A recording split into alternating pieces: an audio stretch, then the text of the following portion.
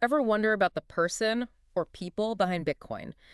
Who is this Satoshi Nakamoto anyway? Right. It's a question for the ages, almost like who built Stonehenge, you Oh, know? exactly. And today we're diving into an HBO documentary, Money Electric, The Bitcoin Mystery, that says they have the answer. Oh, juicy.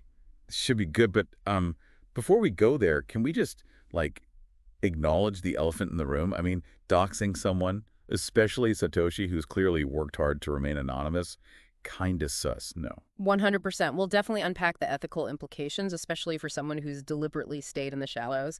But first, let's get into this documentary. So it Okay. basically traces Bitcoin back to its roots, right? And a big part of that is the cypherpunk movement. Now, Yeah. that might sound like something out of the Matrix to some people, so can you break down what the cypherpunks were all about? Sure. So imagine a bunch of folks like way back in the 80s and 90s, totally obsessed with this idea.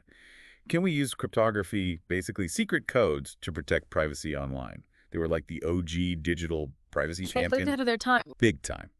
And get this, they believed regular folks should have the power, not governments or corporations. Sound familiar? Decentralization. Anyone. That's basically Bitcoin's whole jam, right? Totally. So Satoshi basically took the cypherpunk playbook and applied it to money. Now, in the documentary, they zero in on this guy, Peter Todd, a cryptography whiz, as their prime suspect. I've heard of him. Right.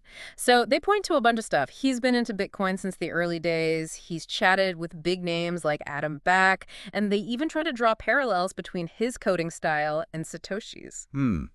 See, this is where I'm always a little, I don't know. Skeptical. Yeah, coding styles, I mean, it's not like a fingerprint, right? Lots of people can write code in similar ways, Mhm. and we know so little about Satoshi for sure.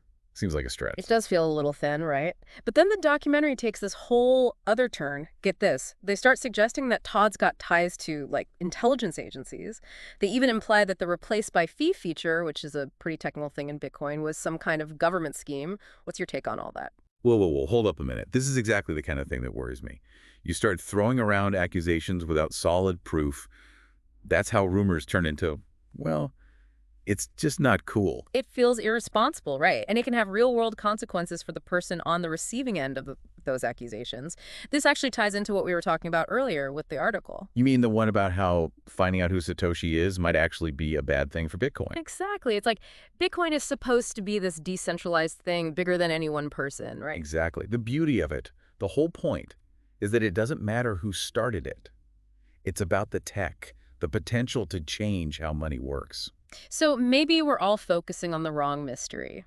Instead of who Satoshi is, maybe the real question is, what if knowing actually hurts more than it helps? What if the real revolution is the idea itself, not the person behind it?